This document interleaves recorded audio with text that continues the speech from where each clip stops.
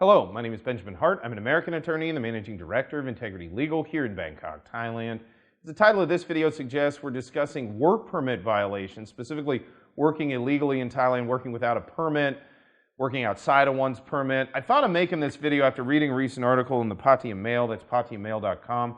Article is titled, Thailand's Work Permit Rules for Foreigners Becoming Much Less Draconian. The title of this is a little bit... it's definitely not misleading. It's an interesting article. I urge those who are watching this video, go check out that article. I'm going to read a little excerpt. Yes, it is less quote-unquote draconian. Of course, I would argue it became less draconian back in about 2017-18.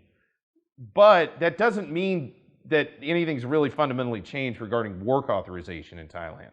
I'll explain here in a minute. So, quoting directly, as is typical in Thai fashion, there is scope for argument. Whether company directors or voluntary workers can rest easy is debatable. Suffice it to say that there haven't been reports of any prosecution of those groups,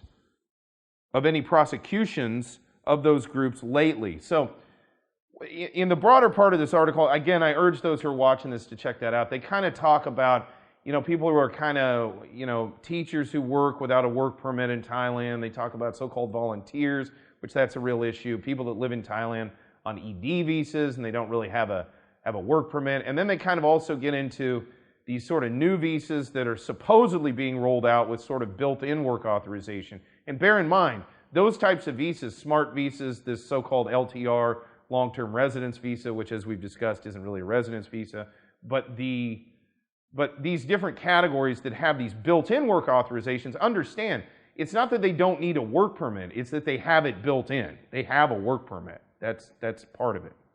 But most people, even with these new categories, most people are going to be covered, are going to be dealing with a standard work permit and business visa in Thailand, probably into the even unforeseeable future. I don't really see where that's going to change fundamentally anytime soon. The point of the video is, haven't been reports of any prosecutions. Well, fair enough, but I'm here to tell you, notwithstanding the fact that immigration didn't have a whole lot to do for the last 2 years, I had to deal with multiple cases where, well, not just me, but other folks here in the office, where we had clients who were in violation of, they weren't working with us in the beginning. We sort of came at it after they were found in violation. But yeah, if you're found working illegally in Thailand, that's not a prosecution sort of issue. You're not going to be going before a court necessarily. Circumstances may dictate that you have to if there's like a criminal matter that arises.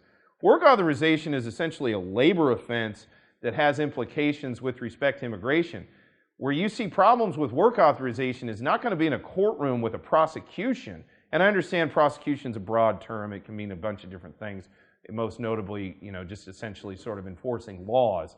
But the use of the word tends to, in my mind at least, imply that, oh, you would have been seeing this in court records or arrest records or whatever. Not necessarily. Where you see it is in deportations. If there is a work authorization issue, generally where you see a problem with that is those folks are going to get detained and possibly deported. They might just be fined, depending on circumstances, which you usually see in circumstances involving sort of off-work permit working, where you're clearly in violation of things like the restricted occupations in Thailand, notwithstanding the fact that you actually have a work permit. Oftentimes, though not always, I've seen deportations on that too. But the long story short, and the reason for the video, just because you don't see on like the front page of the newspaper that somebody has been deported for violating the work permit rules, doesn't mean it doesn't happen.